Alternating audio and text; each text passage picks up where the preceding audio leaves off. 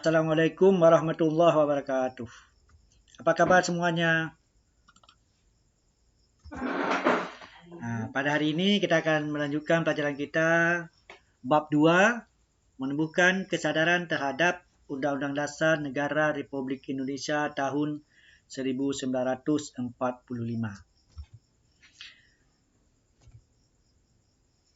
Adapun materinya yaitu kedudukan dan makna pembukaan Undang-Undang Dasar Negara Republik Indonesia tahun 1945. Kompetensi dasar pada hari ini yaitu menelaah makna kedudukan dan fungsi Undang-Undang Dasar Negara Republik Indonesia tahun 1945 serta peraturan perundang-undangan lainnya dalam sistem hukum nasional. Jadi untuk mencapai kompetensi dasar tersebut, tujuan pembelajaran kita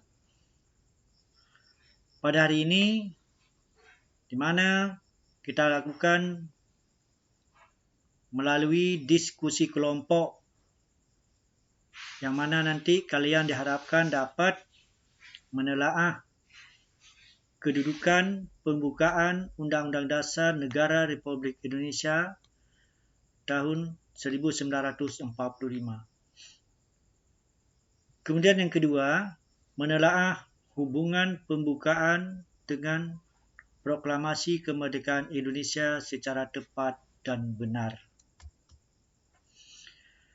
Baiklah, kita masuki materi kita yang pertama, kedudukan pembukaan Undang-Undang Dasar Negara Republik Indonesia tahun 1945. Sekarang coba kalian perhatikan teks Undang-Undang Dasar Negara Republik Indonesia yaitu pembukaan. Pembukaan ini terdiri dari 4 alinea. Itu bisa kalian baca sendiri apa isinya. Dalam pembukaan tersebut, masing-masing alinea itu memiliki makna tersendiri.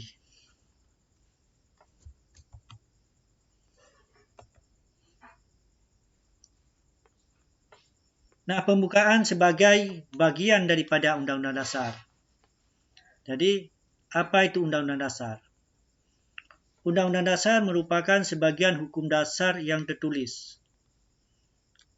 Di samping hukum dasar yang tertulis, terdapat juga hukum dasar yang tidak tertulis, yaitu aturan dasar yang timbul dan terpelihara dalam praktek penyelenggaraan negara, yang disebut dengan konvensi. Sebagai hukum dasar, Undang-Undang Dasar Negara Republik Indonesia tahun 1945 merupakan sumber hukum bagi peraturan perundang-undangan dan juga merupakan hukum tertinggi dalam peraturan perundang-undangan di Indonesia. Jadi Undang-Undang Dasar Negara Republik Indonesia itu kedudukannya sebagai hukum dasar sehingga dia merupakan sumber bagi peraturan perundang-undangan lain dan juga memiliki kedudukan yang tertinggi dalam tata peraturan perundang-undangan di negara Indonesia. Kemudian perlu juga kamu ketahui bahwa pembukaan itu memuat kaidah-kaidah yang fundamental bagi penyelenggaraan negara. Maksud fundamental di sini yaitu kaidah-kaidah yang pokok yang harus diperhatikan oleh penyelenggara negara.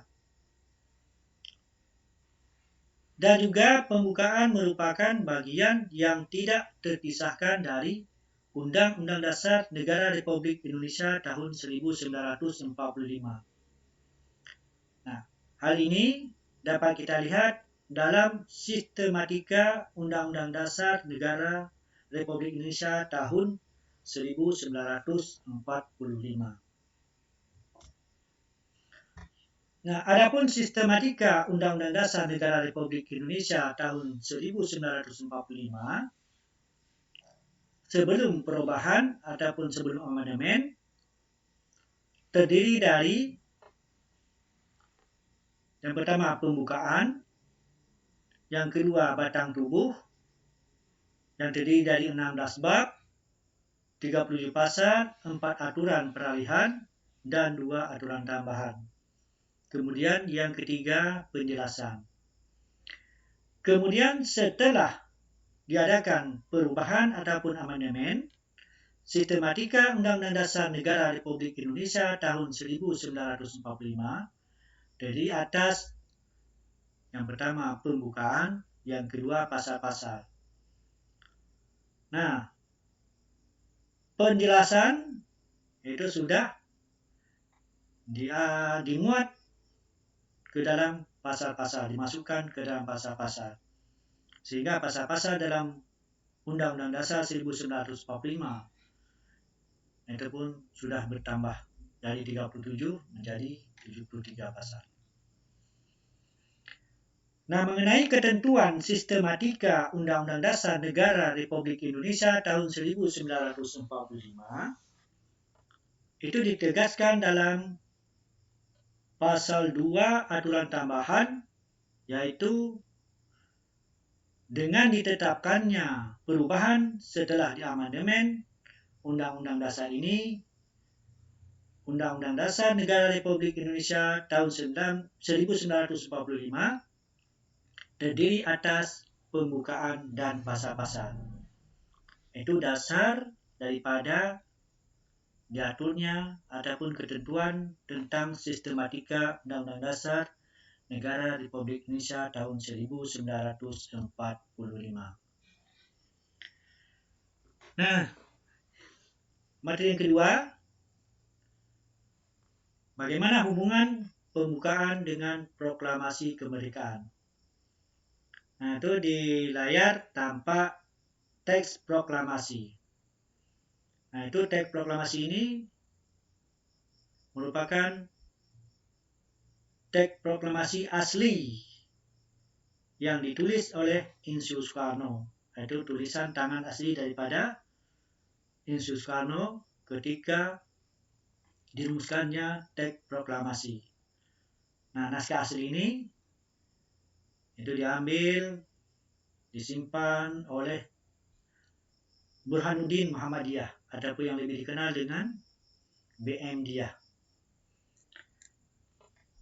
Nah, selanjutnya kita lihat bagaimana hubungan proklamasi dengan pembukaan Undang-Undang Dasar Negara Republik Indonesia tahun 1945. Nah, mengenai hubungan keduanya antara proklamasi dan pembukaan Undang-Undang Dasar 1945 itu dapat diamati dari isi kedua naskah tersebut, yaitu naskah pembukaan Undang-Undang Dasar 1945 dan naskah proklamasi. Nah, jadi hubungannya yang pertama kita perhatikan bahwa proklamasi itu memuat dua hal pokok, yaitu pernyataan kemerdekaan Indonesia dan tindakan yang harus segera diambil dari pernyataan kemerdekaan. Nah, kemudian dalam pembukaan Undang-Undang Dasar 1945, dalam alinea pertama sampai dengan alinea ketiga diuraikan secara terperinci dari kalimat pertama proklamasi. Nah, dari kalimat pertama proklamasi kemerdekaan. Jadi hubungan yang pertama itu pernyataan dalam teks proklamasi itu diuraikan secara terperinci dari kalimat pertama proklamasi kemerdekaan. Kemudian alinea keempat memberi arah pertanggungjawaban terhadap pelaksanaan proklamasi kemerdekaan. Kemudian isi pokok proklamasi kemerdekaan merupakan tindakan yang harus segera dilakukan, antara lain dengan menetapkan Undang-Undang Dasar Negara Republik Indonesia tahun 1945 yang di dalamnya memuat pembukaan. Jadi pembukaan Undang-Undang Dasar Negara Republik Indonesia tahun 1945 dan proklamasi kemerdekaan merupakan satu kesatuan yang bulat, di mana makna yang terkandung dalam pembukaan merupakan amanat daripada proklamasi kemerdekaan. Oleh karena itu, alasan berdirinya Negara Kesatuan Republik Indonesia yang diproklamirkan tanggal 17 Agustus 1945 dapat dipahami dengan mengkaji pembukaan Undang-Undang Dasar Negara Republik Indonesia tahun 1945. Dengan demikian, pembukaan Undang-Undang Dasar Negara Republik Indonesia tahun 1945